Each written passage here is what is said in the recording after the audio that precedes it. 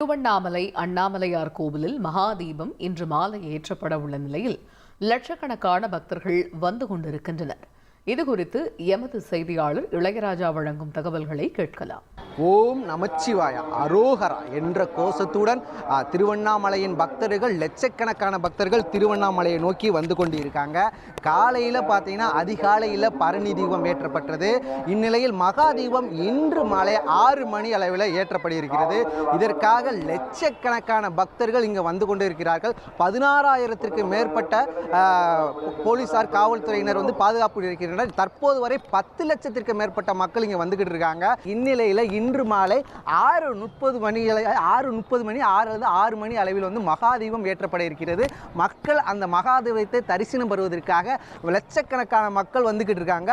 இங்கு பார்த்தீங்கன்னா சிவனடியார்கள், பக்தர்கள், அது மட்டும் இல்லாமல் தங்கள் வேண்டுதலை வந்து கரும்பு தொட்டில் கட்டி குழந்தைகளை வைத்து கிரிவலம் பாதைகள் தன்னை சுற்றி வருகிறார்கள். தந்தி டிவி செய்திகளுக்காக ஒளிப்பதிவாளர் பிரேசுடனுடன் தந்தி டிவி செய்தியாளர் இளையராஜா.